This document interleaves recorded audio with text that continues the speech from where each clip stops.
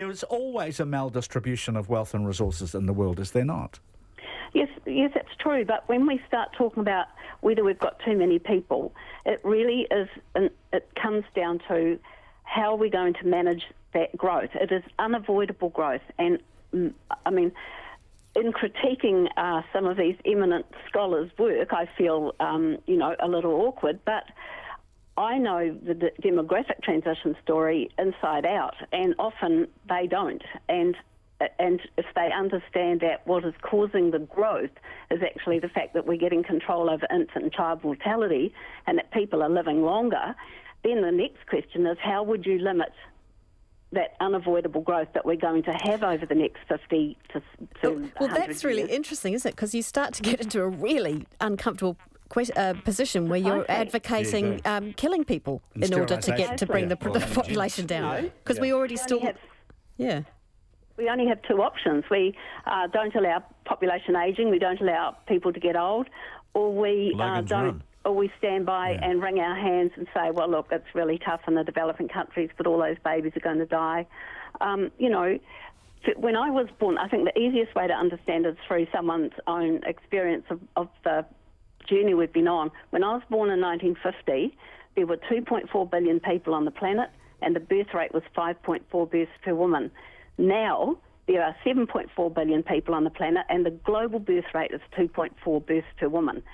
So the population has grown, but the birth rate has rapidly slowed. Yeah. And what has caused that growth, and we call it transitional growth, is the fact that we've been doing wonderfully in terms of keeping people living longer and ensuring that babies live. Yeah, no, it's a very cogent point, but we're also using up the resources of the earth and polluting the planet at a fairly terrifying rate, aren't we? But that's a kind of different issue, isn't it? Well, no, because there are a lot of people doing it. But that's how you manage your resources.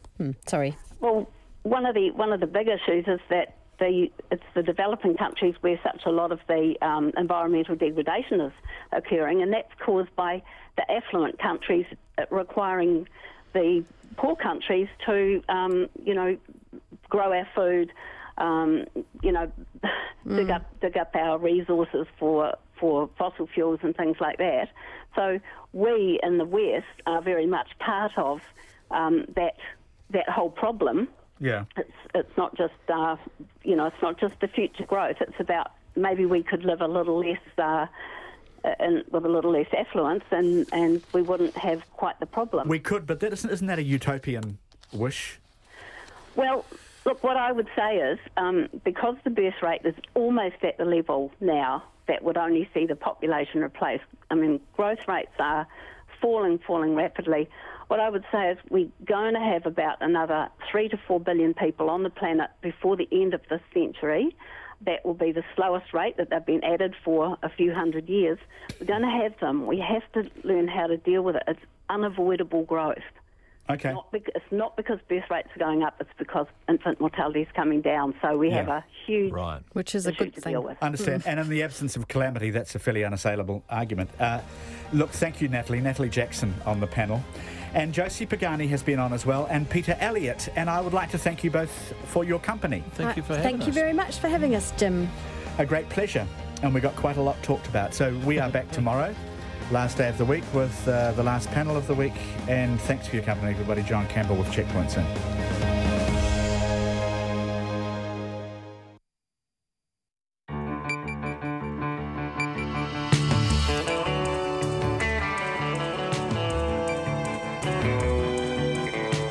Kia ora everyone. Tonight, the first question time for the new government. We are in the House, and what is happening to the prayer and who is going to appear in it. Talking of appearing in the House, Trevor Mallard.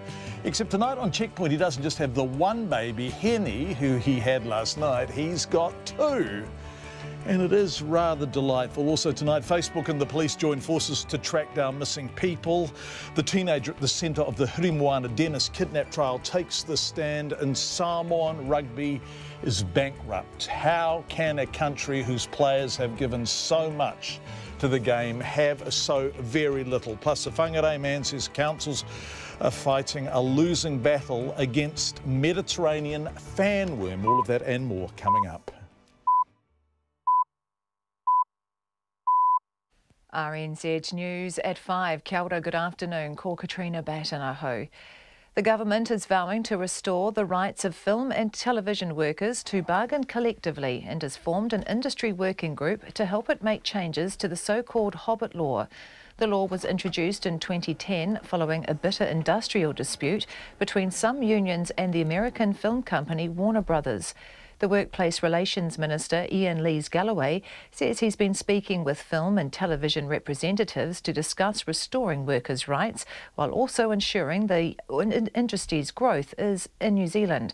But he won't say how long any law changes will take. It's far more important that we get this right than we do it fast. So we'll take the time that we need to ensure that we get the correct framework that works for everybody, that is fair for everybody in the industry. Ian Lees-Galloway, the Workplace Relations Minister. The police and Facebook have launched a new tool to enable investigation teams to crowdsource information in cases of missing children. The Amber Alert system, which began in the United States in the early 2000s, will notify media and Facebook users within a 160-kilometre radius when a child disappears. Ruth Hill was at the launch at Police National Headquarters. Facebook's Director of Trust and Safety, Emily Vatcher, spent 11 years working as an FBI agent working on child abduction cases and says the company set up Amber Alerts as people were already using the site to spread the word when a child went missing. She says it has led to 900 children being reunited with their families. The Assistant Commissioner, Richard Chambers, says child abduction is rare in New Zealand, with only 8 unsolved cases since 1932. But he says if Amber Alert saves one child, it's worth it. This is Ruth Hill. A man standing near a grandfather who died after a runaway motorbike hit him last year says he didn't see it coming. Bruce Honore was watching his grandson at the Cambridge Motorcycle Club when the bike struck him on the back of the head. Bruce Parks, who was standing next to the 68-year-old, told an inquest in the Hamilton District Court he heard an impact noise and before he knew it, he was on the ground. Mr Parks says they had their backs to the main track, so they had no time to react as they didn't see the bike coming. The club says it's made changes to the track and installed a higher fence, so the same thing won't happen. Refugees occupying the decommissioned Australian detention centre on Manus Island have been given 2 days to leave by the Papua New Guinea government. In a letter to about 600 men, the government says it has great concern for their health after a week in the centre without food, power or running water. It says if necessary, force may be used to relocate those who refuse to move to 3 facilities in the island's main town. The refugees say the use of force would be unacceptable as they're resisting peacefully. They say they want to be resettled in a safe country and not other prisons on Manus Island. The American president is meeting the Chinese president Xi Jinping for talks at the Great Hall of the People in Beijing on the second day of his visit to China. Donald Trump is expected to try to persuade his Chinese counterpart to put more pressure on North Korea to abandon its nuclear program. The BBC's Alim Makbul is in Beijing. Donald Trump's called President Xi a friend and talked of how warm their relationship is, and the Chinese leader laid on an impressive welcome ceremony for his American counterpart. But make no mistake about it, this is a meeting of 2 men, each of whom sees themselves as the most powerful man in the world. President Xi has perhaps more reason to claim that title than any other Chinese leader in modern history, and his country has exuded the kind of self-confidence, even arrogance, that will be hard for President Trump to tame. Trade will be high on the agenda in talks, and so too will North Korea. Mr Trump has called on China to cease all trade with the country. There's little chance of that happening. Ali Makbul. Primary school teachers and principals want official training on how to handle violent children without breaking the law. Teachers are allowed to restrain children only if they're at risk of hurting themselves or others, and the Education Ministry has published guidelines for teachers. But the Principals Federation says some principals and their staff are taking a totally hands-off approach until they get official training. And the Primary School Teachers Union wants a review of the rules, saying they're too rigid and require reporting of even minor incidents. References to the Queen and Jesus Christ were missing from the traditional daily prayer delivered in Parliament yesterday by the new Speaker.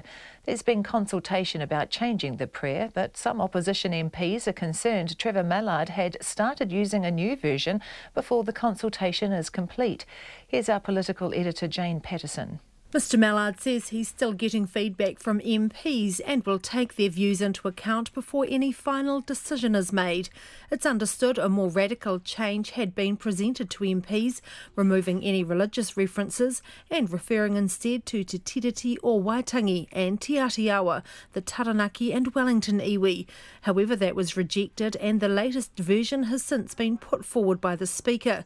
There are some concerns among national MPs and MPs from other parties, both that the prayer is already in use and the removal of the reference to the Queen. From Parliament, Jane Patterson. It's 5:05.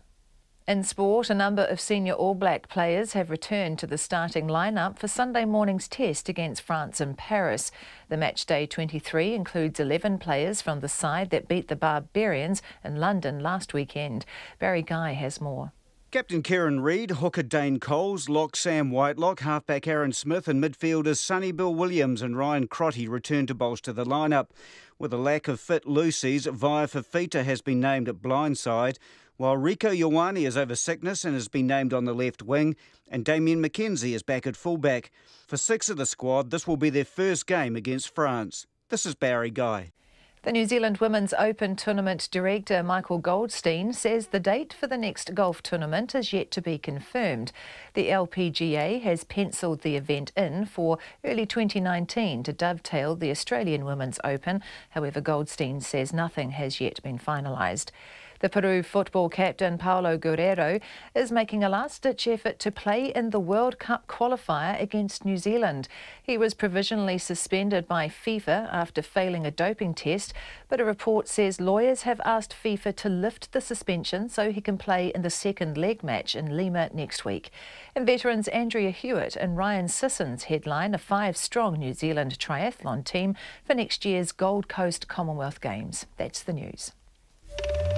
Adding it up, it gets worse actually though, because then you end up quibbling about particular people and whether they count, and that actually gets quite nasty. So we've got very small numbers, and that makes the problem really hard. Playing by the rules. It was very clear this was a thing that was underway and ready to go before Winston Peters went into the room with Bill English. Schoolyard tactics. What do you do with the kids that turn around to you in the classroom and say nah, and then their mate says nah? I think most parents would say this is a silly result. Class in session, morning report weekdays from 6.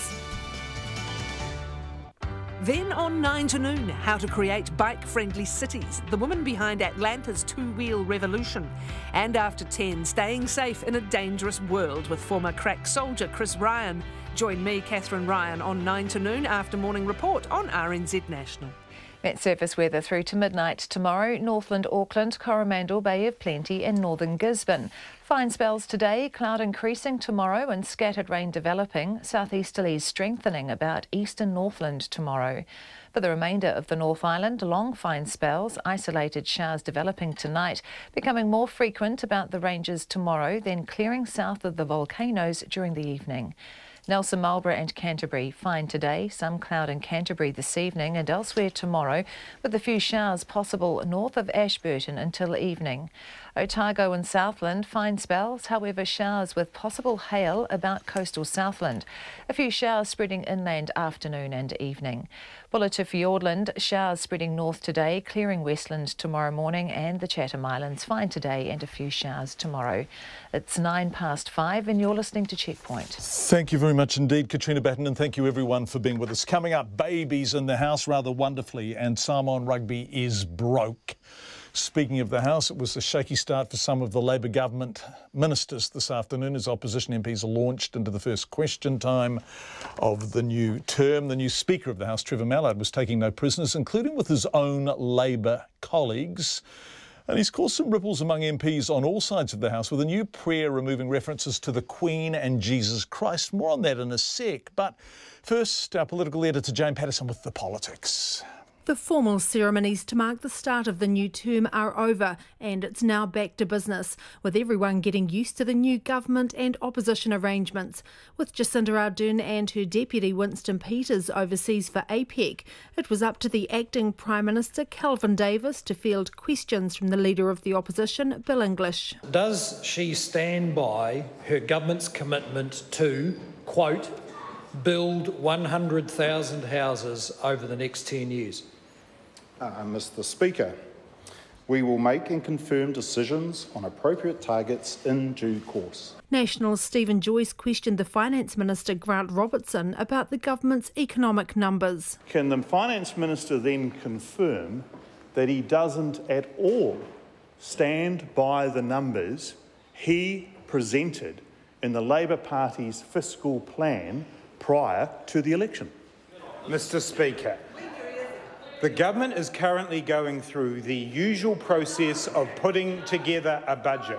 We are absolutely confident that we will deliver a budget that is in line with the budget responsibility rules. The Education Minister Chris Hipkins told the House legislation abolishing charter schools would not be introduced in the next 6 months, and it was too early to make decisions about closing existing ones. National's education spokesperson Nikki Kay asked Mr Hipkins about the government's plans for charter schools as told to the media. Did he say to a Fairfax journalist, as reported on the 4th of November, that 4 schools due to open in 2019 would likely not go ahead? Mr. Speaker, I was awaiting advice from the Ministry of Education about charter schools at the time that I did make that statement. The New Zealand First Minister Shane Jones invoked M&M while talking about the new $1 billion regional investment fund. The full structure and character of the fund. Mr. Speaker, can you tell Slim Shady with the bald head to keep quiet? Order. I'm going to ask the member now to withdraw and apologise. Sir, any offence called to the music industry or to the member? I apologise. In response to interjections from the Labour Party, sitting to his right, the Speaker Trevor Mallard started handing out extra questions to the opposition. Some minutes later, Labour's Chris Hipkins asked for equal treatment. Does that apply when interjections are made by members of the same party during questions, as we had just before? Yes, it does, but I think as the Minister is aware, I'm slightly deaf in my left ear, so I didn't hear any interjections. E te atua kaharawa, ka tuku whaka moemiti atu mātou. Moina karakia, kua waihotia mai. Another change for MPs to grapple with is to Parliament's prayer. There are some concerns among MPs from different parties across the House, both that the prayer is already in use and about the removal of reference to the Queen. One of those is the ACT leader, David Seymour. I find it quite extraordinary that we are praying to God but not acknowledging the Queen, who is actually the sovereign of our secular nation. And I think, that might be how they open Parliament in Iran or Saudi Arabia. But here in New Zealand, I'd much rather have a secular prayer that respects our democratic traditions than have a religious prayer that omits the Queen. Trevor Mallard says he's still getting feedback about dropping the reference to the Queen and to Jesus Christ.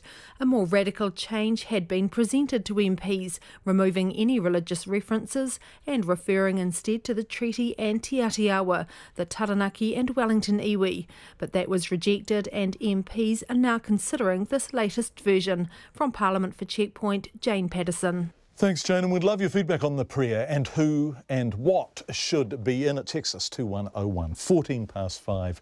Facebook users can now be on the front line of missing child investigations with a new tool launched today by the social media giant and the police. With the Amber Alert system, media organisations and every Facebook user within a 160k radius of the area where the child has gone missing will receive an alert. Ruth Hill was at Police National Headquarters in Wellington today for the launch. In 1983, when 14-year-old Cursor Jensen vanished while riding her horse on a Napier beach, there were no mobile phones or internet as we know it outside of science fiction. Instead, Her mother, Robin, sat beside the family's landline that first long evening while police and Curse's father, brother and friends searched for any trace of the teenager. 34 years on, and with the one suspect dead, Robin Jensen is still looking for answers.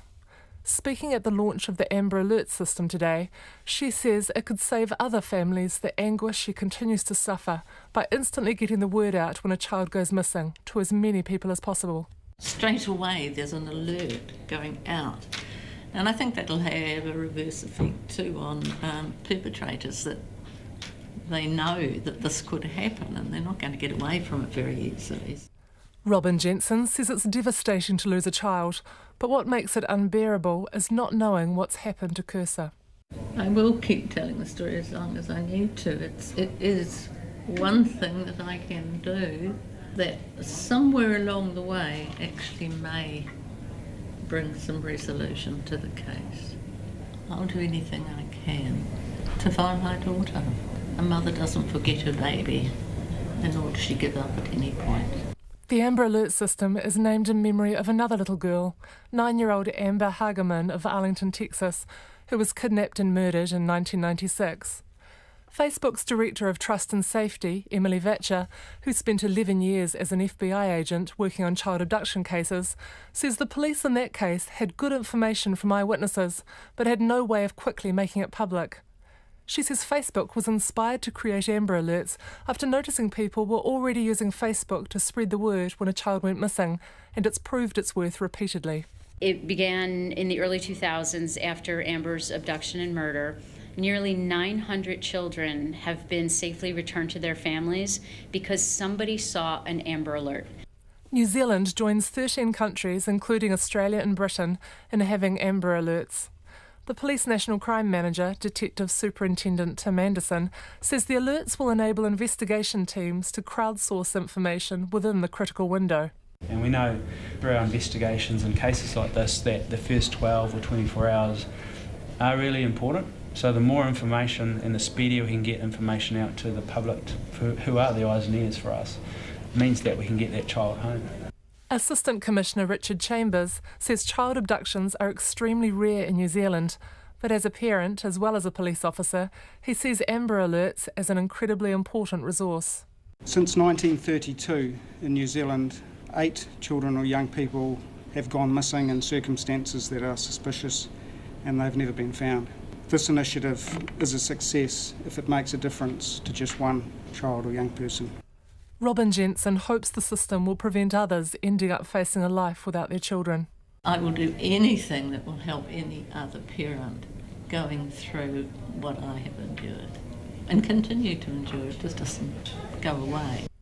The police say to avoid overwhelming Facebook users with unnecessary notifications, Amber Alerts will only be activated in cases where missing children are at serious risk of harm and the public could help locate them. For Checkpoint, Ruth Hill. Now, Kirsta Jensen's story and an extended interview with her mum, Robin, features on a new RNZ podcast called The Lost. It's very powerful and you can find it on our website. Samoan rugby is bankrupt. A nation whose players enrich the rugby fields of the world does not have a rugby union rich enough to pay them. The Samoan Prime Minister, who's also chairman of the country's rugby union, announced that yesterday a radio telethon in Samoa was immediately held.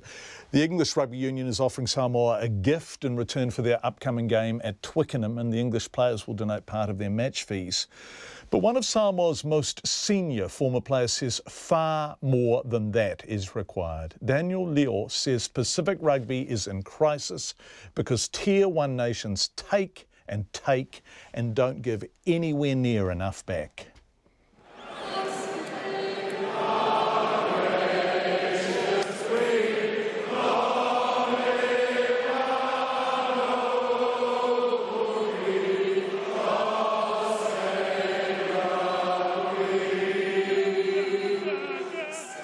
Rugby offers few scenes as stirring as Twickenham when it's a full house.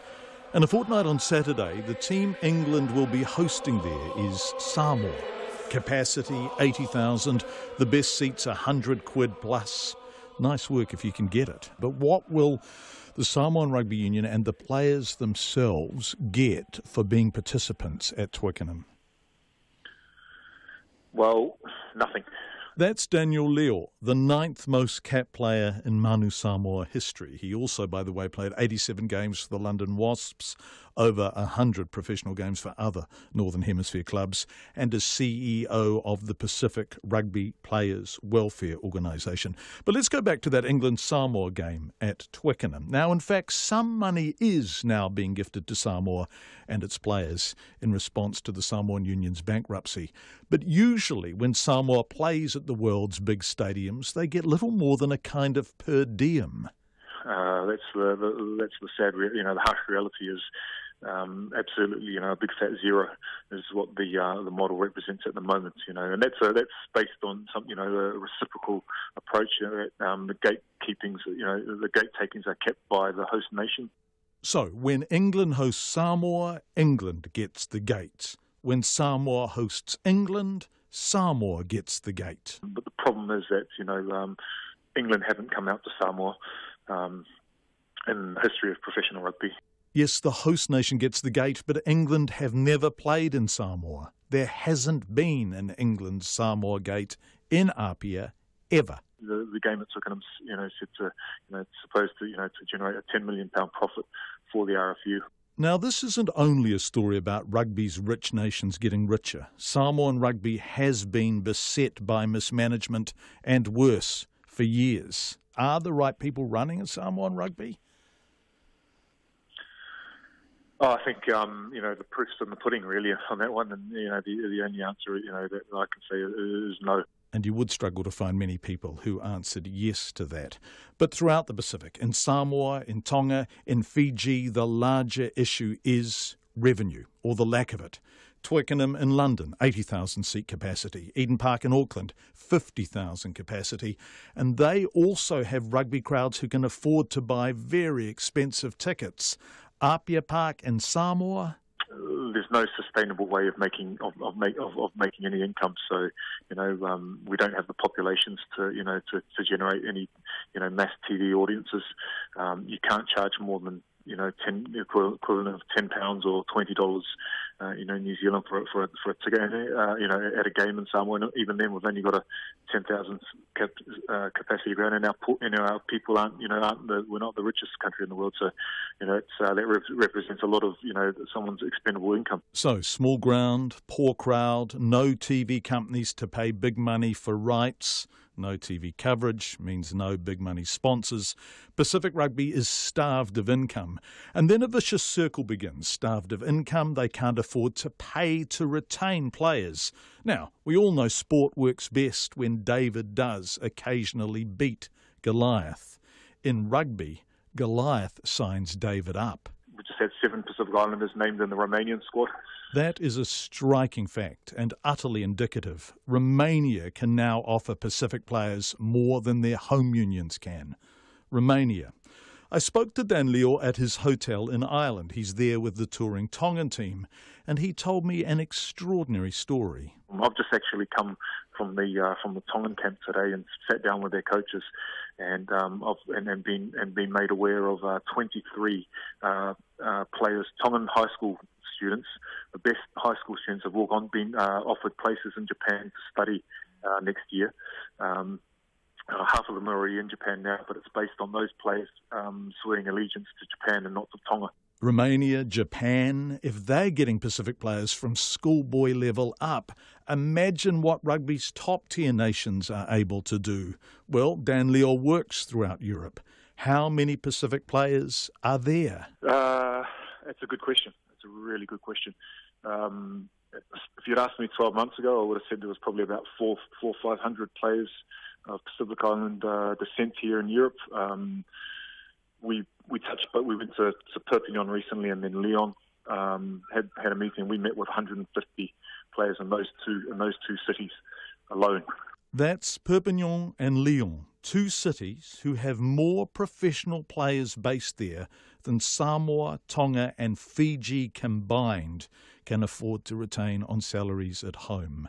The playing fields may be level, but the international game isn't even close. And that's what we've got to address. I think that's what the rugby world's got to address. If you watch the England-Samoa game, charity aside, the Samoan players will be getting match fees of £650 each. The English players, £22,000 each. The quid pro quo is that when Samoa hosts a game, it gets the gate. But between them, the world's 7 greatest rugby nations, New Zealand, South Africa, Australia, England, Ireland, Wales and France, have played in Samoa a total of 6 times. That's all 7 countries combined in all of rugby history. And Apia Park is so small, and getting teams there is so expensive, and there's no local broadcaster to pay for TV rights, meaning hosting teams in Samoa often costs more than the union earns. Dan Lior says everyone knows this. Unless World Rugby works harder to be fairer, unless Pacific unions are able to pay to retain their players, the game in those rugby-mad nations will eventually die. He says the current system, like Samoa, is broke. And I do believe that World Rugby can step in and fix that fairly easily, but they've got to want to do it. Daniel Lior, we will try to talk to World Rugby about this. A bill increasing paid parental leave to 26 weeks from 2020 may have passed its first reading in Parliament last night, but the focus was on Parliament TV and pictures of new Speaker Trevor Mallard, who was left holding a baby, 3-month-old baby Hen, daughter of Labour MP Willow Jean Prime, sat on Mr Mallard's knee whilst he supervised the debate. The pictures have gone around the world, so we invited the Speaker back on the programme tonight, but this time he turned up with both arms full and everything went smoothly well for about 30 seconds. I've got on my right arm, looking slightly concerned at the moment, is baby Prime, and over here is baby Alan. In fact, Henny's just woken up. She's just looking a bit unhappy and looking for her mother. Here comes Mum. Here comes Mum. The mum. That didn't work very well. No, except back to you, John. Except, hold on a sec. Can you hear me still, Trevor? Can you still hear me? I can. This is what it's about, isn't it? I mean, this is life. Yes, I can hear you, John. Yeah, newborn babies cry, and it takes a village to raise a child, and cry. Life will be better if Parliament can somehow make that work, right? I think we can be a really good example to the community. I think we've been a long way behind, and I would like us to get out in front as a workplace, because we should be an exemplar. Yeah, we should. I think it's a very powerful message. Was Basil Arthur Speaker when you entered Parliament? Yes, Basil was Speaker then, so there've been a few over a period of time, and some of them. I mean, one of the people who I thought was the best as far as children was concerned was Jonathan Hunt. Jonathan didn't have any kids of his own, loved kids, and he was sort of like a friendly old uncle. Yeah, he was. For my kids and for generations, and so I'm probably a bit older than that now, so I can be the grandfather. You love him, don't you? And you're a granddad, aren't you, Mr. Speaker? Yes. I've got 6 grandchildren of my own. Unfortunately, none of them live in Wellington, so I suffer from grandchildren deprivation.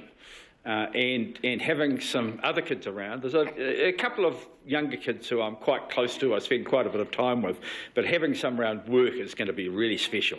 I understand that there are 5 babies under 6 months at the moment, and so it'll be good to see as many of them as I can. But having 2 new, I suppose I'm allowed to be a bit patronising and say young mothers.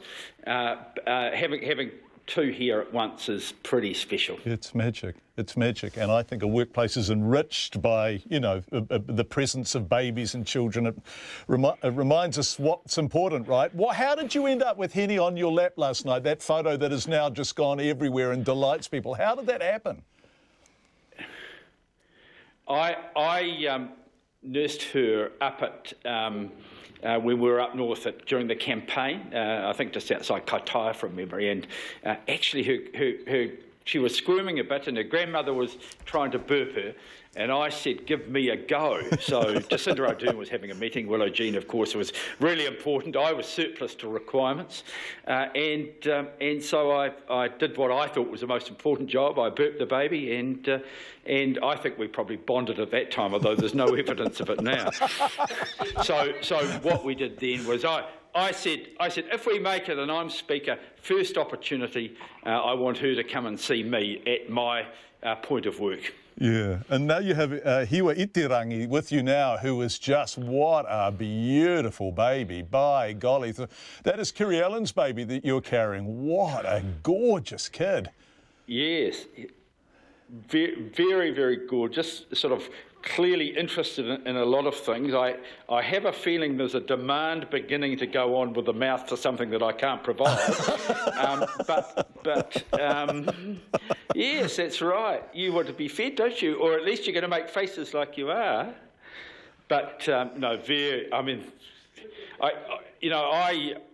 I think most babies are pretty good looking, but these two are very special, aren't they? Yeah, they are. Oh, well, it's lovely to talk to you, and I hope we see more of them in the house. It was a lovely thing. I'm sure that we will, and what I want to make sure is that it's, this is just the beginning of some changes to make it a better workplace. I was quite sort of shocked when I really began to understand the problems Holly Walker had working here and the lack of support that she had, and I'm determined to change that.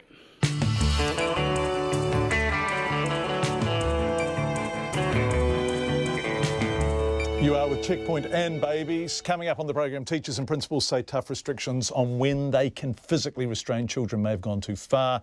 More on our investigation into the failed gourmet grocer's nosh. The teenager at the centre of the Hurimoana Dennis kidnap trial takes the stand, known as his business, and an amazing amount of feedback coming in on prayers and what should be in them in the House. But before all of that, Katrina Batten with the headlines. The government has formed an industry working group to help it make changes to the so-called Hobbit law after vowing to restore the rights of film and television workers to bargain collectively.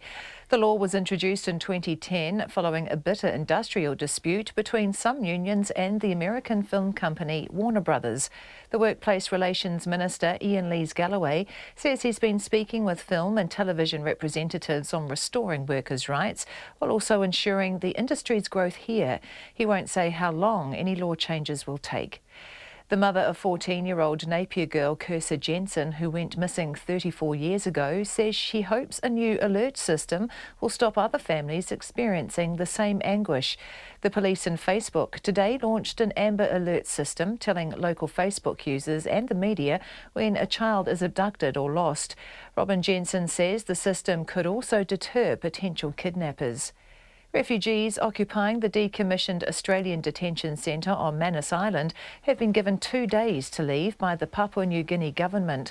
In a letter to about 600 men, the government says it has great concern for their health after a week without food, power or running water. Primary school teachers and principals want official training on how to handle violent children without breaking the law. The Principals Federation says some principals and their staff are taking a totally hands-off approach until they get training from the Ministry of Education. The family of a man who was killed by a motorbike during an event at Cambridge last year are calling for sweeping changes to safety measures around the sport. Bruce Honore was standing on a grass strip between two tracks watching his grandson in a race. A man is in a critical condition after being hit by a bus in central Wellington.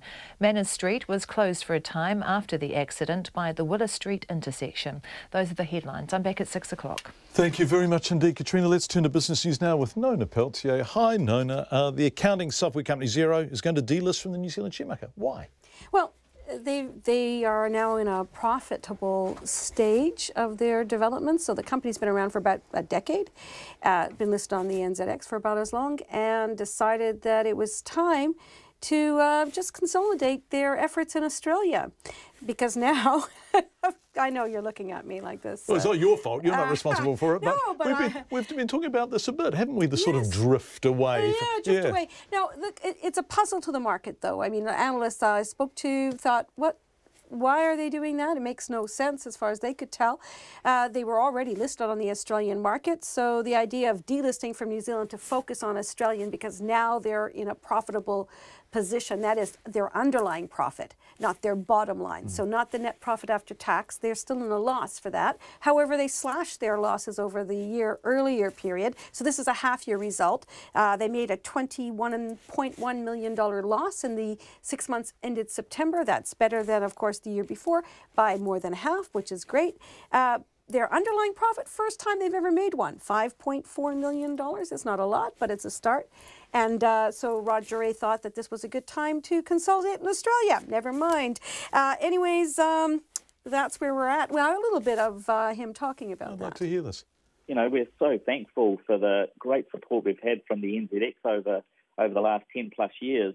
And we still think the right playbook for New Zealand tech companies is to work with the NZX, should follow what we've done. And, you do get fantastic support locally with the NZX. So, which you respond to by buggering off, Nona. How did the market react to this decision? Well, initially, not very well at all. No, down 6% in the New Zealand market. So, but they've recovered towards the end of the day. Now, just down nearly 2% is where they ended up, down 64 cents to $33.41. So it wasn't really overall impressed with that. And it wasn't the result. They just weren't happy with this whole delisting thing. Yeah, desertion. The Reserve Bank kept its key lending rate. No one's surprised by this, right? 1.75. Nothing surprising about it. What did it say about why it didn't move? Well, in fact, it was a little bit more hawkish than people were expecting. So the currency did rally. These are the comments attached to the non-movement. Yes, that's right. So they weren't moving it, but they had said that they would start to raise the interest rate, say, in 2019 in the third quarter. So about 2 years from now, right? However, they said, oh no, maybe we'll raise a little sooner, maybe in the June. It's still 18 months away, so I don't know why people got so excited. It's somewhat earlier than it's previously been. Just a little bit. Okay. Just a little bit. And that's because there's some uncertainty about where inflation is with employment and the government's new policies. I think they were just hedging a little bit. But never mind, the Kiwi still went up enough to make it into the global currency market report. It rose about 1%, which is a fair whack, I guess, before settling back. And so really, at the moment, it's 69.6 US cents, 90.6 Australian, and 53 pence. That's a bit more than where it was yesterday.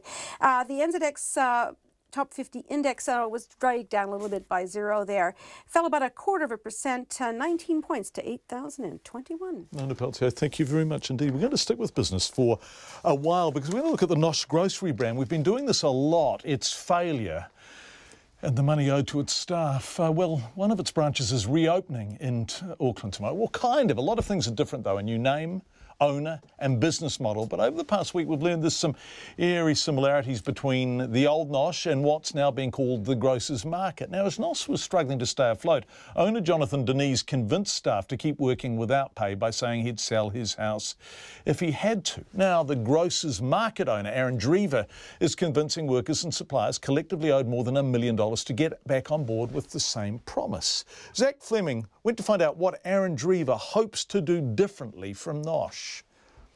It's Nosh, but not Nosh. The same Dominion Road location with the same fittings, a Nosh store manager handbook is even being used as a guide. But this Nosh has a new name. It's the Grocer's Market. We have to make this work. We've got no alternative. We need to make this work. That passion from owner Aaron Drever. If his name sounds familiar, it's because he made headlines for having the worst disciplinary record of any real estate agent in New Zealand. He was stripped of his licence in November last year. So this is a second chance, and a lot of people are relying on him. Mr. Drever bought Nosh's former Mount Eden store a month after it went into receivership in July. I don't have any grocery or retail experience. The brand itself, when I first investigated, I thought was very good. I used to shop here. I was a Nosh customer, and I liked the Nosh experience. It wasn't until I got involved I realised how spectacularly the thing did fall down. Do you regret buying it? No. It's been stressful. No grocery experience. but attempting to resurrect a failed grocery store that, in his own words, burned everyone involved. More than 100 former employees of Nosh's 6 failed stores are owed more than $300,000, and suppliers possibly more than $1 million. Several workers have told Checkpoint one of Nosh's owners, Jonathan Denise, convinced them to keep working on a promise, even after the stores closed. He said, in his own words was, even if I have to sell my house, I will do that to save the company. But he never did, because Mr. Denise doesn't own a home to sell. His family home, with a 2014 valuation of $1.4 million, is now in a trust. Now, Grocer's Market owner Aaron Drever has made the same promise. I personally guaranteed all the supply agreements that I will personally honour them. And that means having to sell the house to make that work. That won't be a problem. So your house will cover everything? Oh, yes. And just like Nosh, the workers believe him. Mr. Drever's new workforce includes a third of Nosh Mount Eden's former staff. People like new store manager Andreas Latore from Colombia. He was Nosh's deli manager. His wife also worked at Nosh. They're owed more than $6,000 by Jonathan Denise. Andreas remembers that meeting with Mr. Denise. They lied straight in our face, because from the time they bought Nosh, the company just started going down. Providers just didn't get paid. Then, obviously, they stopped supplying us. We were just selling the things that we had in the shelf. But every single week, they were coming to us and they were saying, don't worry, this week we are getting money. But today, we know none of that ever happened. So why does Andreas have faith in Aaron Drever, who's essentially making the same promises? Because some of these good people I met at Nosh are believing now in this project and are now working here. And it's people I really trust. Then I met Aaron, and doesn't matter what you read in the media, I trust the guy. Ali El-Mahim, a Palestine-born refugee hired to stack shelves, told me the same thing. He trusts Aaron Drever. But trust doesn't pay the bills. So how can Mr. Drever guarantee this isn't Nosh V2? One of the managers that came on board was owed $55,000. So that's a lot of money. So these kind of people can't take any more heartbreak, right? No, they can't. So can you guarantee then that they're not going to go through any more heartbreak? They will be paid. That guarantee is, remember, his home in Glendine. But it's not a written guarantee. He's confirmed that it's not in employee contracts. It's simply his word, a promise. And Jonathan Denise has taught us promises can be broken. But both Ali and Andreas say they believe in Aaron Drever, despite his disgraced real estate past. I think everyone deserves a second chance. I could have stayed away and just gone off into the hiding, but I've decided that no, we want to make this work, and that's exactly what we've done. We're confident we can have an opportunity to rebuild my commercial reputation. I can't fail at this, because if I fail at this, then I will completely be destroyed. There'll be 2 careers that I've mucked up. Grocer's Market will officially open tomorrow.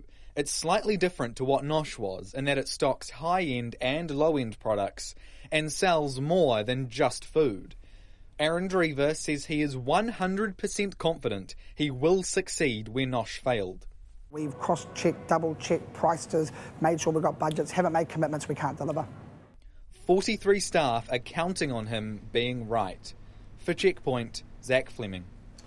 The story was shot and edited by Nick Munro. Teachers and principals say tough restrictions on when they can physically restrain children may have gone too far. They agree teachers should only restrain students who are at risk of harming themselves or others, but warn that some are now afraid to even do that because of possible repercussions. The issue has been highlighted by the official censure of a teacher who carried a struggling child to a principal's office. Our education correspondent John Gerritsen filed this report. The censured teacher had prized the boy's fingers from a metal railing he was holding onto and, when he tried to run away, put both arms around the boy's waist and carried him to the principal.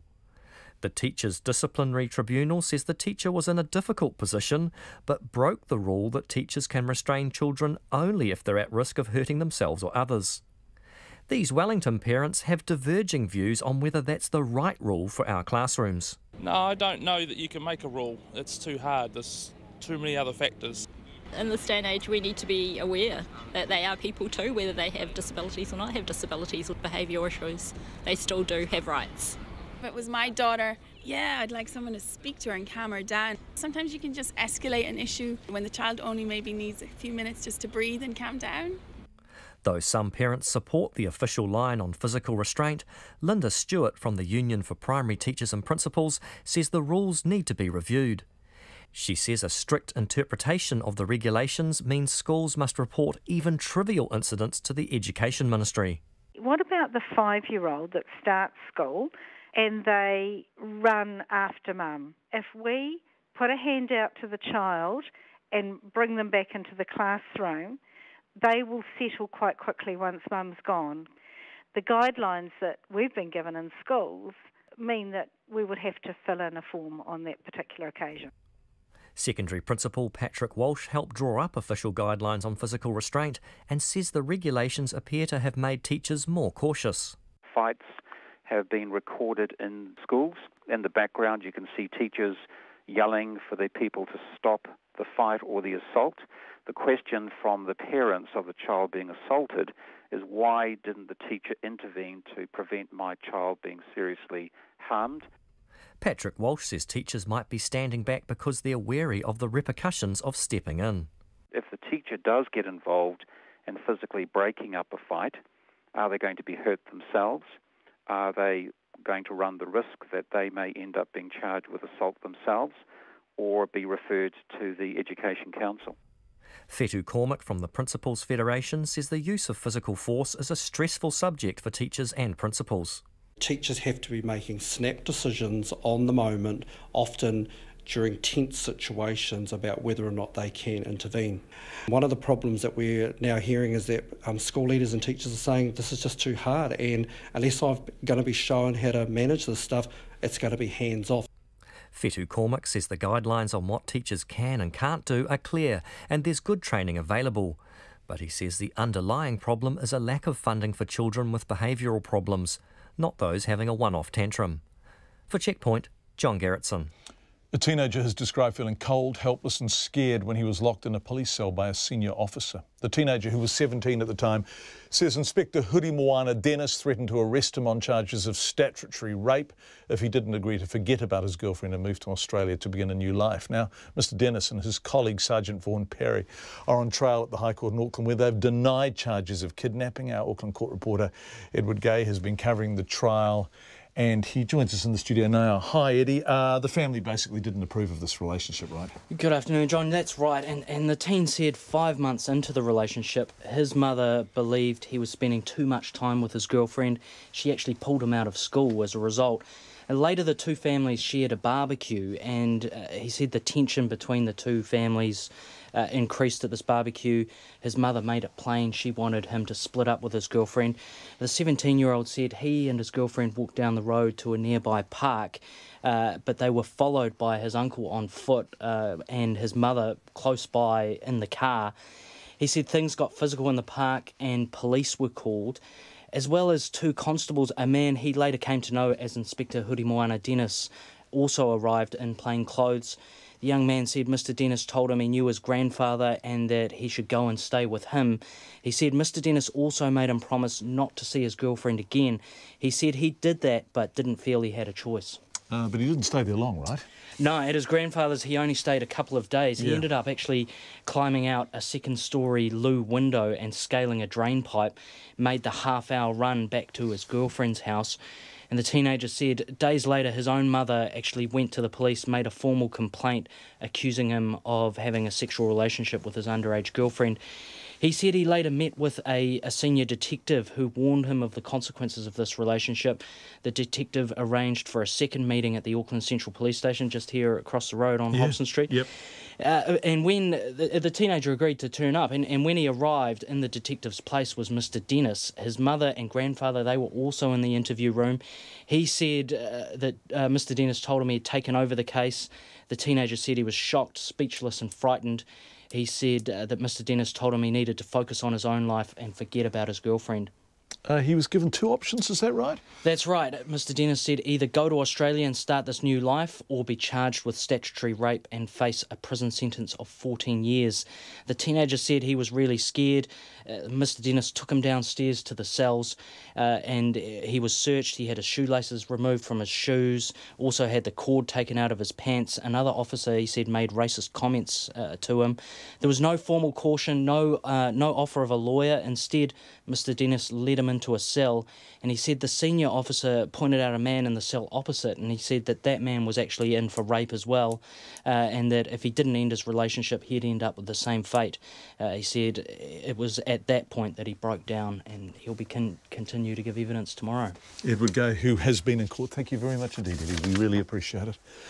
The family of a man who was fatally struck by a motorbike say the accident should never have happened. Bruce Honore was cheering on his grandson when the bike flew across the barrier, killing him and injuring his wife at a Cambridge Motorcycle Club event in May of last year. A coroner's inquest into his death began in the Hamilton District Court today, and Sally Murphy was there. Stephen Honore broke down in tears as he recalled the day his father died. His statement was read by lawyer David Grace. I saw both Mum and Dad there. Mum was just sitting up, but Dad was lying still. I could see blood coming out of Dad's ears, and he was being worked on by the EMT lady and later by the paramedic. I comforted Mum and got her into the ambulance. I went back to see Dad and say goodbye. One of the attending police officers asked me if I would like to say goodbye to Dad, so I did. He was covered with a white sheet. They had used a gazebo to screen him from the public, which was great. Stephen Honore says it was the first time his family had been at the track. His parents were standing on a grass strip between two motocross tracks, cheering on their grandson when tragedy struck. On the main track behind them, Aaron Jones was rounding a corner when he fell off. His bike flew over the fence and struck Mr Honore in the back of the head. The 68-year-old died at the scene and his wife was seriously injured. Aaron Jones says his bike had no problems that day as he had fixed an earlier issue with the throttle. The 20-year-old told the court he can't explain what went wrong, it was just a freak thing. Simon Lansdale, who was behind Mr Jones in the race when the incident happened, told the court it all happened so quickly. About 15 to 20 minutes later, I saw Aaron back at his car near the pits. There were rumours going around that CPR was being performed on someone at the track, but that's all that I heard. I asked Aaron if he was okay, and he said he was, but he didn't really look it. He looked distraught, but said nothing further, and I didn't speak with him any further. About 20 minutes later, I heard from a club committee member, Tony Gray, that a spectator had died after being hit by Aaron's bike.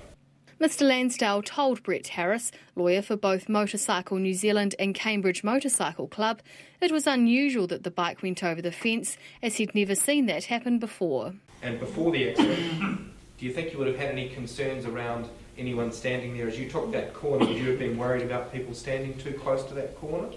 I don't think so, and I've stood there myself. The Vice President of the Cambridge Motorcycle Club, Alan Cushion, said Aaron Jones is a safe rider and has over 10 years' experience on bikes. I can only think that it kept going because it was still accelerating. He's coming up a hill, and if you let your throttle off, your bike would slow down just about immediately, before you even put your brakes on, because you're going up a hill. And he's not been able to stop that bike. He's used front and back brakes to stop the bike. He's tried to turn, but if you've got an accelerator jammed on, as Aaron said, your bike won't turn. Mr Cushion said since the death, the corner has been widened and lowered and a bigger fence has been installed. A police investigation found speed and the actions of Aaron Jones did not contribute to the accident. Bruce Honore's daughter-in-law, Joanne, told the court the accident could have been avoided if only one race was being held at a time. In Hamilton for Checkpoint, Sally Murphy. A Whangarei man says councils are fighting a losing battle against Mediterranean fanworm and punishing boaties in the process. Craig Chapman says the marine pest, which can grow to more than 60 centimetres long, is well established in Whangarei Harbour, but he's been forbidden to use his boat twice this year after the worm was found on his hull. Here's our Northland reporter, Lois Williams. Craig Chapman is a frustrated man. For the second time in 12 months, he's been slapped with an order from the Northland Regional Council. He's not allowed to move his old Coley launch anywhere in the harbour, let alone out of it, except to a boatyard for cleaning. The Kotuku is moored at Parua Bay, and Mr Chapman first found the ugly-looking worm clinging to it 10 months ago. He spent $1,200 having the hull cleaned and coated with anti-foul paint to stop the pest sticking to it. I had all of that done. I had the boat put back in pristine order into the water.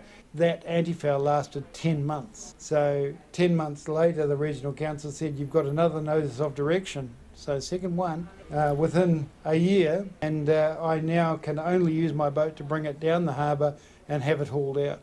Craig Chapman says it's turning into a never-ending story, and one that's cost him $2,000 since last summer. He says fast boats, treated with anti-foul, shake off any Klingons as they speed through the water, but his stately old girl will only do 7 knots. And while the fast boats are scattering the worm hither and yon, he's stuck with any that choose to latch on. Mr Chapman says he and his old boat are being punished by authorities who failed to detect fanworm soon enough to stop its spread. And I see that as inevitable. I do not see how, when they allow all the Auckland boats to come visiting in the north, covered in fanworm, that a few local boats that are doing the right thing and being hauled out and being cared for are not allowed to even leave their mooring. I'm not happy with it at all. I think the Regional Council are being quite punitive against the Northlanders. But the Regional Council's biosecurity manager, Don McKenzie, says he's not picking on local boaties. He says tough rules and random inspections have contained the spread of fanworm to Whangarei Harbour and Marsden Marina. The other 14 harbours in the north are clear so far. And even in Whangarei, he says the worm's not everywhere. In Whangarei, up to this point, there are still places without fanworm. And for those vessel owners without it, mooring perhaps up at Whangarei Marina, is it reasonable for a fanworm-infested hull to come and sit alongside them? Don McKenzie says it's no longer fair to point the finger at Auckland boaties. He says they own 20% of the moorings in Northland, and these days they don't arrive festooned with fanworm. We do get a lot of visitors from Auckland. Interestingly, a lot of their hulls, the majority of their hulls, when they come up here, are now clean. They've had the message for 4 years. They're well aware of carrying fanworm. Mediterranean fanworm was dumped into New Zealand waters by foreign vessels emptying their bilges, first in Auckland Harbour and then 4 years ago in Whangarei. Don McKenzie says the pest is incredibly invasive and poses a serious threat to other sea life, especially shellfish. But he says even in Parua Bay, where it's made itself right at home, many boat owners manage to keep their hulls clear of it by sheer diligence. I was talking to a vessel owner this morning that has a mooring in Parua Bay, and he anti-fouls once a year and actually checks his vessel 4 times a year with a visual inspection. So I guess the more times you check it, the better. Don McKenzie says the Northland Regional Council divers will be doing random checks on 2,000 boats around the Northland coastline this summer. And to avoid spreading the dreaded worm, he says boaties should organise a haul-out and anti-foul treatment before they head north. For Checkpoint, Lois Williams. There's an almost 25% longer wait for the final sign-off of building work in Auckland due to staff shortages and increased activities. The city's council's making short-term efforts to try to wipe out by Christmas a backlog in the issuing of Code of Compliance certificates. Here's our Auckland correspondent, Todd Nile. Auckland Council says it's struggling with both a rising trend of building activity and the end-of-year rush to get paperwork finalised.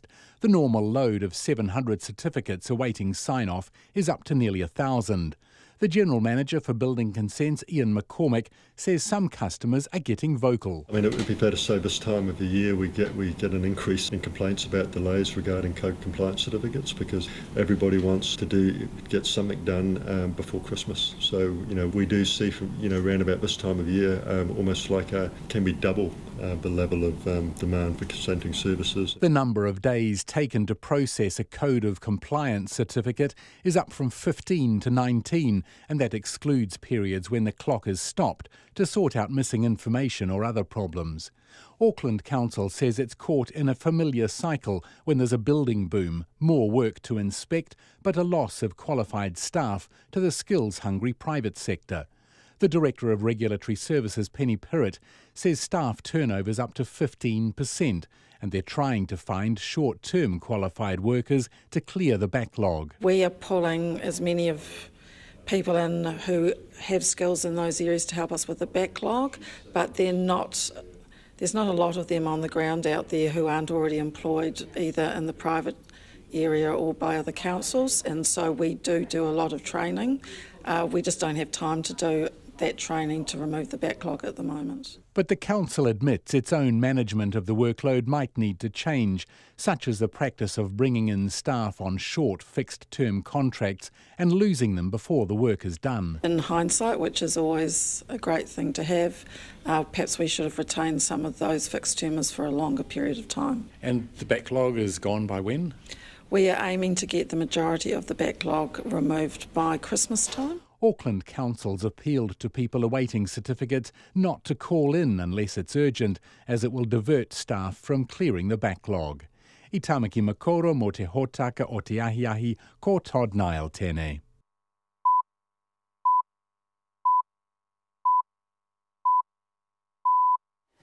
RNZ News at 6, ngā mihi o te pō. Good evening, ko Katrina Batanaho. A senior Facebook executive says a new tool launched with the police to help in missing children cases has saved hundreds of children overseas. The Amber Alert system notifies local Facebook users when a child goes missing and is named in memory of 9-year-old Amber Hageman of Texas, who was kidnapped and murdered in 1996.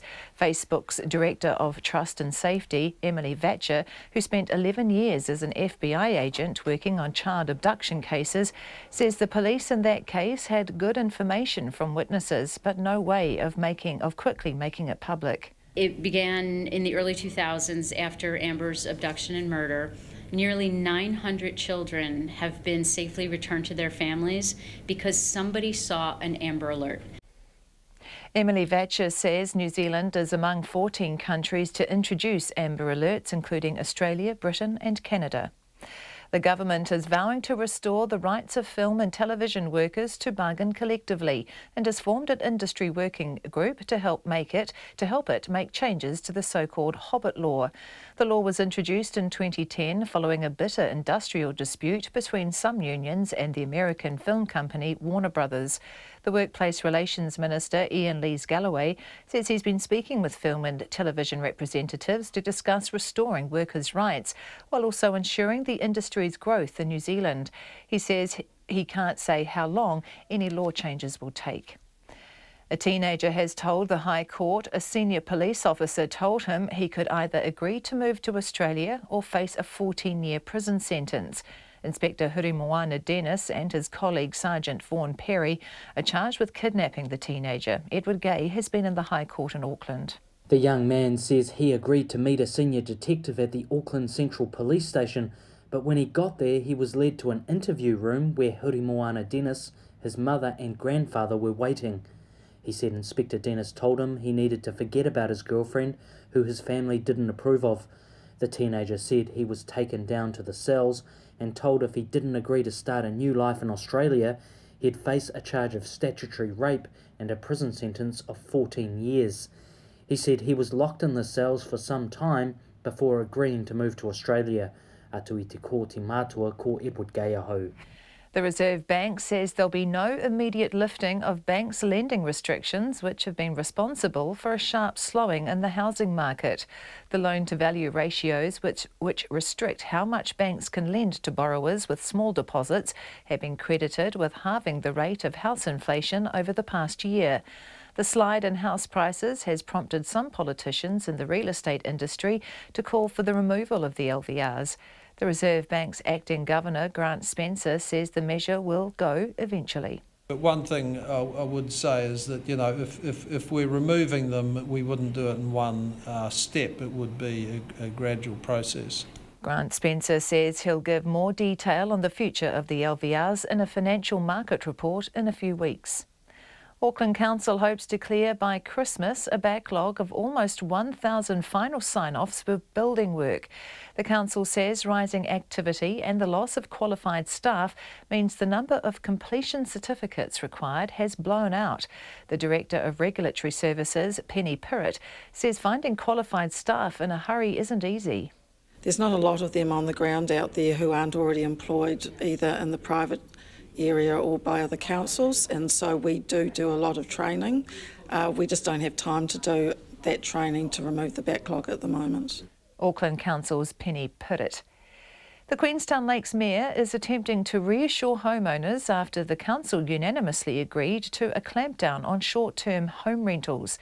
Public consultation will begin this month on the revised rules, including a proposal to restrict short-term letting in many residential areas of the district to 28 days per year. Jim Bolt says councillors are not against Airbnb, but want to target absentee owners who are buying houses to let as short-term visitor accommodation, essentially running small-scale hotels in residential areas. Mr Bolt is encouraging residents to take part in consultation about the changes. It's been confirmed a free vaccine against shingles for people aged 65 will be available from April next year. The government agency Pharmac hopes at least 2/3 of eligible people take up the offer. Its Director of Operations, Sarah Fitt, says shingles, which is caused by the same virus as chickenpox, affects older people more seriously. It can be quite a nasty, severe disease which may actually cause them to end up in hospital. And as well as that, even when they sort of get better from the initial attack, they can be left with quite severe pain for a long time afterwards. Sarah Fitt says a catch-up program for people aged up to 80 years old will run until 2020. A self-driving shuttle bus in Las Vegas has been involved in a crash on its first day of service. The bus, which ferries people along the city's famous strip, had a minor collision with a truck. City officials say the bus did what it was supposed to do and stopped. The truck driver didn't stop and was given a ticket by the police. It's 6:05. Sport, and the All Blacks coach has recalled a number of senior players for Sunday morning's test against France in Paris.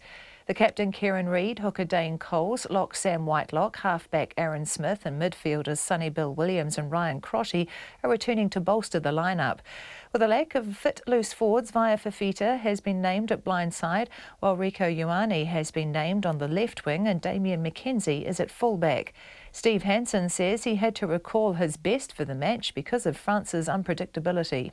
More so than probably anyone else. And when they decide to get up against whoever it is they're playing, they've got the talent and the ability to, to make you look silly. So, we need to front come Saturday night. Steve Hansen. The New Zealand Breakers face their arch rivals, the Perth Wildcats, in a top-of-the-table clash in the Australian Basketball League tonight. The Breakers topped the NBL ladder after winning 6 games on the trot, with Perth just behind them in second. The Breakers coach Paul Henare says while it's an important match, his players aren't getting ahead of themselves. The thing that this group's been really good at is just recognising that it is just the start. We're a quarter away through the season and this competition is too good to get comfortable or complacent. It just takes a couple of bad weekends on the trot and then you're back with the pack. So for us, we've made a good start, but we need to continue the high standards. Breakers coach Paul Henare. Tip-off at Auckland Spark Arena is at 7:30 tonight. That's the news. Tonight on Nights, This Way Up is making bread. Our changing world is mapping your gut. And 100 years after the revolution that precipitated it, the conclusion of our window on the world of the Russian Civil War. I think that it's the tragedy of people who were inspired with a good idea, but it turned into the awful tragedy for the other people and then they destroyed themselves. The red, the white and the dead. On Nights, after the news at 7 on RNZ National. Met Service weather through to midnight tomorrow: Northland, Auckland, Coromandel, Bay of Plenty and northern Gisborne. Fine spells today, cloud increasing tomorrow and scattered rain developing. Southeasterly strengthening about eastern Northland tomorrow.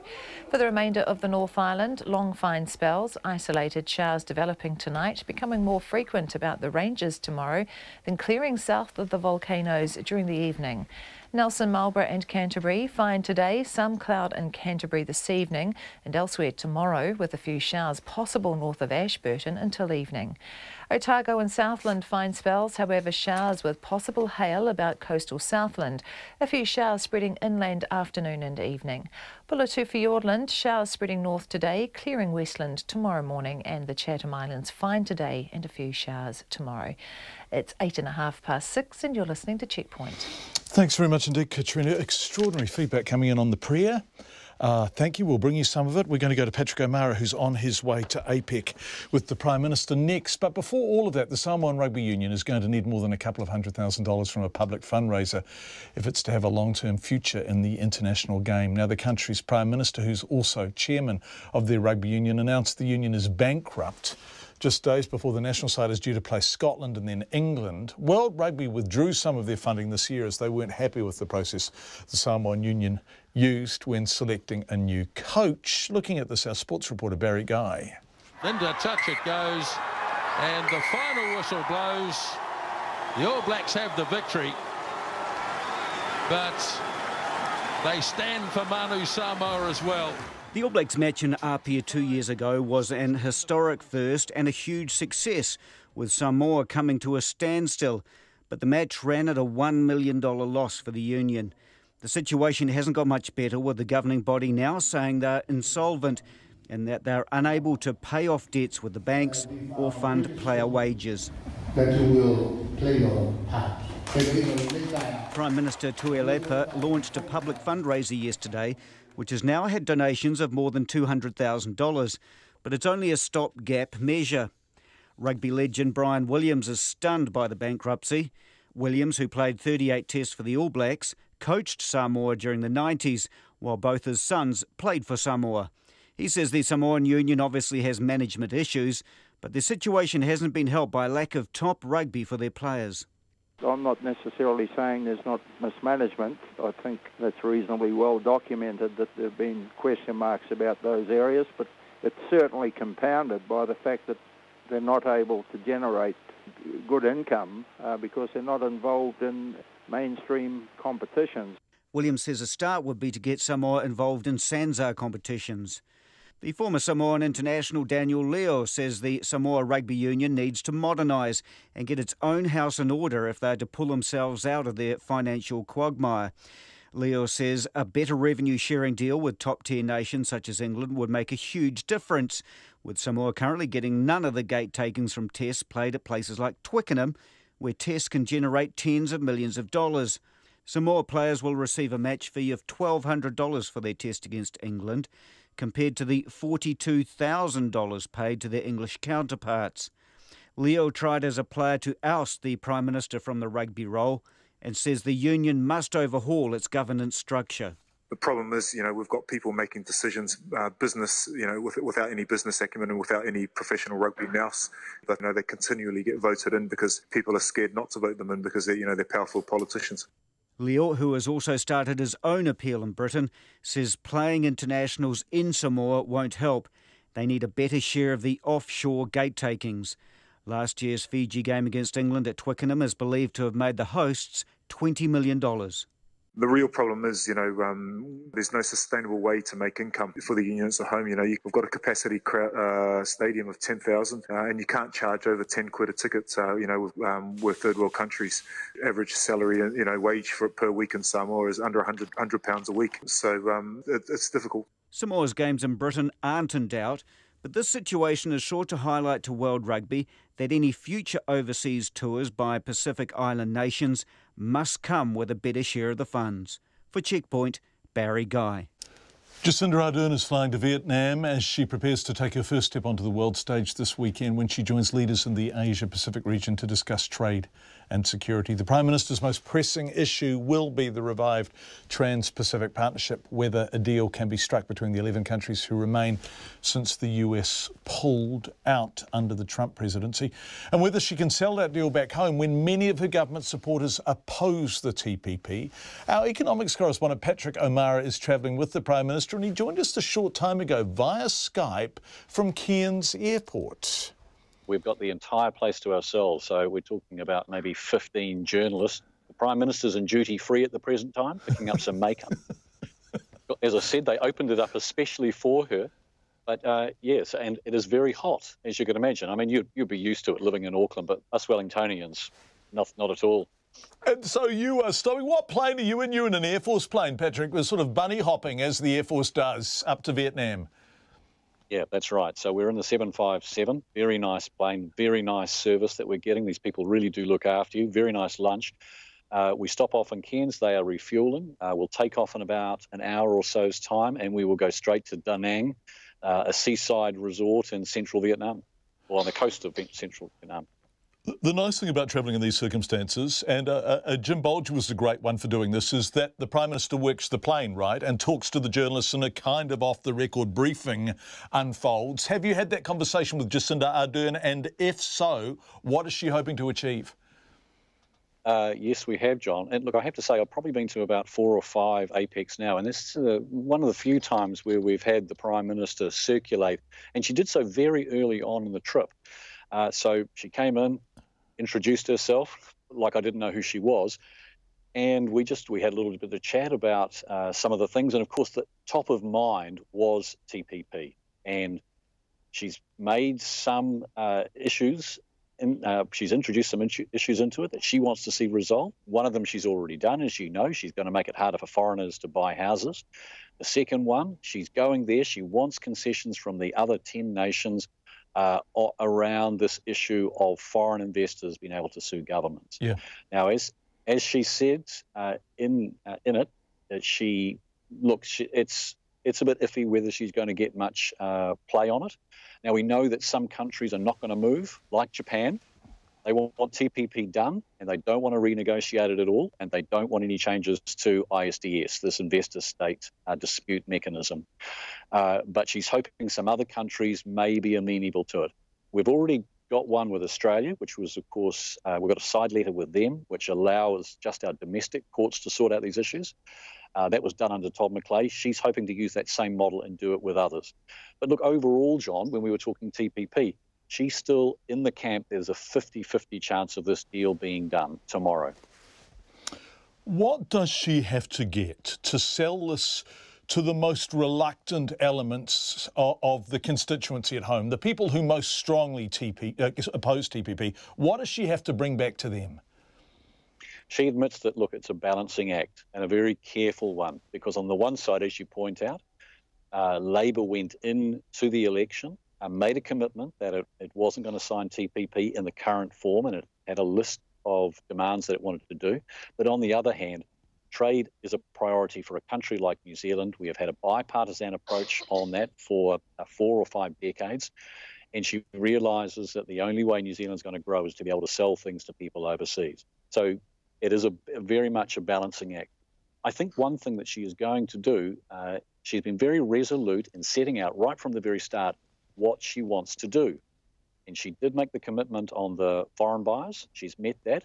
She's going to do her best to try and get changes to the foreigners being able to sue the New Zealand government. And I think she's going to be able to actually have to say, to hold up her hand and say, look, we did our best on it, but at the end of the day, what's in the best interests of New Zealand? Now, we are only just one country in all of this. There are other countries out there, they have their own demands. And so it isn't sure that this deal is going to be done.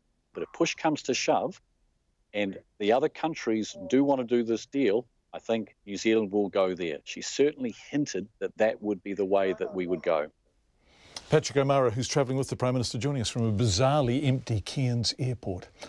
Did a 1-year-old fall from a couch, or was she attacked by her babysitter? That is the question a jury is being asked to decide on at a trial in the High Court in Christchurch. Shail Apashnasamy is accused of murdering the toddler Ailia Ashlyn Chand in 2015. Today, both sides finished summing up their cases. Conan Young was there. The Crown lawyer, Deirdre Elsmore, said while there was no conclusive way of proving how the toddler got the 2 skull fractures and a bruised face, it was most likely through Miss Sami striking her head against a flat surface such as the floor. And if those bruises were inflicted, they were inflicted by someone who's lost control. They've been inflicted by someone who's acted in a violent, and you have to infer a very frightening way towards a young child. Deirdre Ellsmore said while the 18-year-old Miss Sami had no previous history of violence, she was isolated and under pressure, looking after a 1-year-old who was not eating properly. We know she's just moved to New Zealand from a village where she's lived as part of an extended family. She's moved to Christchurch where her husband works 6 days a week, 12 hours a day, and she's not working because she's pregnant and she's alone in that small flat. For the defence, Jonathan Eaton QC said it was culturally insensitive and offensive for the Crown to say his Fiji Indian client was under pressure because she was in an arranged marriage and socially isolated. Do you remember Shael's mother's evidence being read, Anjuma? But she said, in our culture, Shael doesn't go out on her own, meaning without an adult. But what you're hearing is, without any evidence about it, the prosecutor saying, oh, forget about their culture. If it's an arranged marriage and he's older and they're immigrants, put a different standard on them. Jonathan Eaton said the child, who had only just learned how to pull herself up, was standing on the sofa when she fell 1.2 metres onto the floor. He said the evidence showed a fall from this height was the equivalent to running into something at a speed of 20 kilometres an hour. You run 20 kilometres an hour into a concrete lamppost with carpet wrapped around it, you're going to cause yourself serious injury? I bet you wouldn't take the chance. It's significant. The reason Dr. Davies' evidence was important because I think we all were surprised to learn what forces are generated in these short falls. You just wouldn't expect that. You wouldn't know about it. He said the multiple bruises to her face were the result of a bleeding disorder that caused her to bruise easily. He argued they were probably caused by medical staff at the hospital who touched her face a number of times. Dr. Sage only noticed a bruise in the right ear post-mortem, didn't refer in his notes to one under the neck, didn't refer to one in the left ear. It's really weird. You know, Dr. Christian's saying ears and neck tell me child abuse. Townend didn't see them at all. Sage post-mortem only saw one of those. It just shows you how dangerous it is to be relying on experts. The judge will sum up the case tomorrow before the jury retires to consider its verdict. At the High Court in Ōtautahi, ko Conan Young Tene. A train driver who was about to enter a tunnel when the 7.8 magnitude Kaikoura quake struck said he feared the alpine fault had ruptured.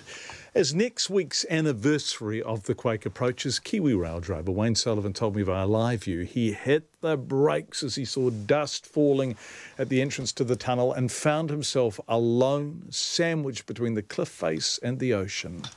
I was actually reasonably safe sitting in the cab. My biggest concern was the tsunami threat from the ocean to my direct left. But yeah, the tunnel ahead of me, that had some rocks falling on it that I went and explored after a little bit, after I got a bit more curious. And when the tsunami warning came through as well, I figured get to high ground anyway. But those rocks were realistically probably more dangerous than the threat of a tsunami, because I figured with the tsunami you'd see the water rush out first and then I'd have time to react, whereas rocks falling down a cliff face don't give you too much warning and they cause a fair bit of impact if they hit you. So who's talking to you? Your radio's still working, right? You do have contact with your controller. I did have contact with him, not immediately. I actually, as soon as I realised there was an earthquake, maybe 30 seconds after I'd stopped, I hit the emergency button, which sends an emergency signal through to train control. So that alerts them that, A, I'm safe and I'm in the cab, but also that there's been an emergency. I need to report to them and give them a bit of a detailed explanation of what's going on. So that started cycling through channels, and normally it locks on as soon as it can. This one went through to about channel 5, so there was obviously some kind of communications failure in between that time, and that's when Terry called me up by voice and said that there'd been an earthquake and I should stop. I'd already been stopped, but it was nice to know that I didn't do it for no reason. Yeah, and so then you decided to go away from the sea, is that right? Did you sort of head inland and up the hill? Yeah, the tunnel ahead of me, obviously there's a little bit of land on top of the tunnel, so I just went along the road and got on top of there. There was no traffic coming through, obviously, which I didn't actually click onto for about another hour or so. I thought, geez, I haven't seen any trucks for a while. So, I just got on top of that tunnel, and that's where I saw the rocks and the debris. And but it wasn't until daybreak that I really saw some serious damage on the road, on the tunnel above the one I'd just come through. That was a big eye-opener, and I didn't hang around there too long. And so you get the honour of taking the first locomotive. You had the honour of taking the first locomotive through after the repair of the line, post-earthquake. What was that like? Yeah, that was a good experience. So on the night of the earthquake, I changed over with Ellie from a locomotive engineer from Picton, Paul Foskett, and he actually drove the first freight revenue train you're referring to from Picton to Kaikoura, and we swapped over there. So he got to retell a few things and address the crowd that was gathering at Kaikoura. That was certainly one of the more emotional experiences, was being in the town itself in the morning, because you know that people who have been through these sort of things and are now trying to get back to normality, having this situation, that there was a lot of emotion involved. Getting to Christchurch a little less so, because it didn't really go through the experience itself of the Kaikoura earthquake and everything after that. One final thing, and I want you to wax poetic, and there is a fine tradition of Australians waxing poetic, although you're obviously Kiwi now, Wayne, but can you describe for people who've never been along that line what it's like, that beautiful railway track that just cuts along the coast for long stretches, and there would be days the sea would be like a mirror, and there would be days the sea would be wild and boiling, and it must be a magnificent stretch of track to drive. It really is a nice run. I think you've covered it there, though, John. Oh, no! It's beautiful.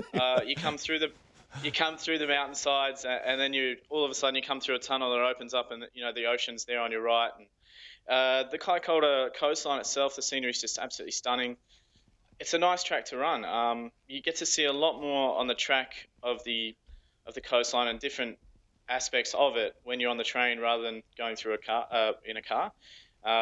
It really is nice. It's certainly my favourite line to drive. The west line's a very close second. I don't like going south, it's not entertaining. But north is fantastic. It's absolutely beautiful, and as soon as they get passenger services up and running again, hopefully people will jump on board, and once we get it all up to scratch, it'll be good. It will be good. Wayne Sullivan. Let's cross coasts and cross islands. A whanganui doctor upset at the prospect of seabed mining off the coast of Taranaki has been walking the talk to highlight the issue. Athol Stewart had trekked about 400k from Raglan to Whanganui and today arrived in Pātea, the town closest to the mining proposal. Our Taranaki Whanganui reporter Robin Martin, a very good fellow, was there. In August, the Environmental Protection Authority approved Trans-Tasman Resources' application to dig up 50 million tonnes of iron sand a year offshore from Pātea and extract iron ore. Trans-Tasman Resources says the project will create about 300 jobs and boost export earnings by almost $400 million. Opponents say the technology is experimental and could wreak havoc on the marine environment and have appealed the EPA decision.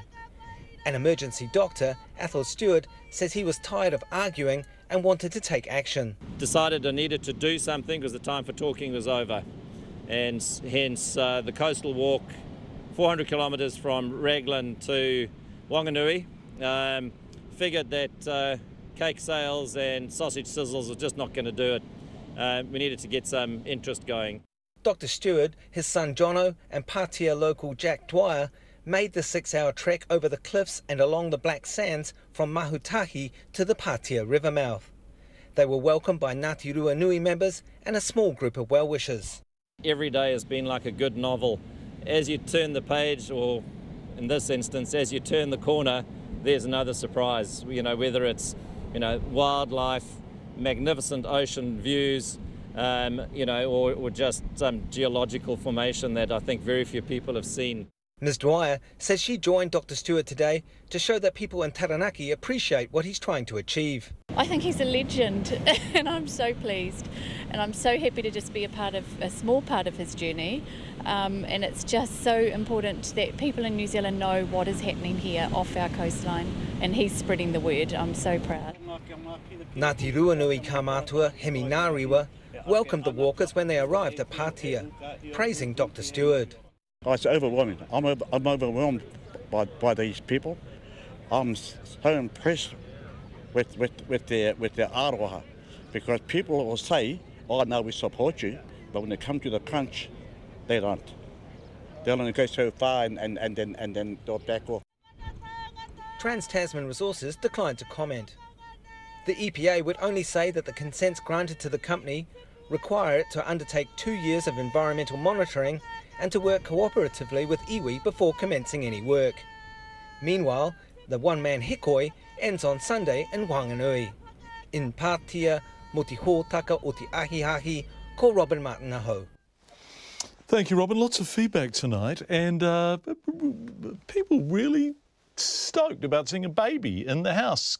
Kia kaha, Trevor Mallard. After 36 years of raising children and trying to have a career, such positive endorsements of babies in the workplace brought tears to my eyes, says Leslie. Trevor and the baby and the new prayer, just wonderful. Re the prayer, lots of feedback on this. Most people said this kind of thing. I'd like them all to say together that they will be honest, relevant and kind and ditch the religious bit. They ignore what the prayer commits them to as soon as the questions start. Their general behaviour is appalling. Prayer in Parliament, I'm shocked to learn this is still a thing. Invoking imaginary beings should surely be left for members' private time, not a public display. However, on the other hand, a few people said this kind of thing. Hi, John, I think dropping a reference to Jesus Christ in our parliamentary prayers is naive and sad. Real prayer is always to and in the name of a deity. To ignore this is a spiritual nonsense. We can be a secular nation, but let's not be ignorant and disrespectful. Thank you, said Matt. Thank you all for your feedback. We do appreciate it. There's been a lot of it tonight. And people truly delighted to see babies in Parliament. I do remember sitting there in the gallery when I was a political reporter. Most miserably, I hated that job for a couple of years in the early 90s. And the idea of seeing a baby down there on the Speaker's lap was about as far removed as a visit from a Martian. The world has changed for the better, I think. Anyway, that is Checkpoint for tonight. On behalf of our wonderful and hard-working team, we do appreciate the pleasure of your company, and we hope to see you or talk to you again tomorrow from 5.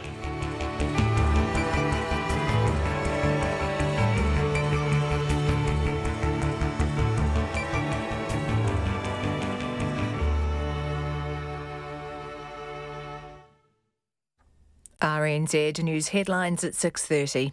Facebook says a new tool launched with the New Zealand Police to help in missing children cases, the Amber Alerts system, has saved hundreds of children overseas.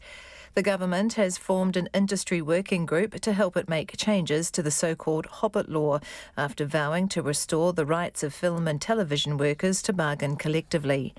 A teenager has told a court a senior police officer charged with kidnapping told him he could either agree to move to Australia or face a 14-year prison sentence. The Reserve Bank says there'll be no immediate lifting of banks' lending restrictions, which have been responsible for a sharp slowing in the housing market. It's been confirmed a free vaccine against shingles for people aged 65 will be available from April next year. And All Blacks coach Steve Hansen has recalled several senior players to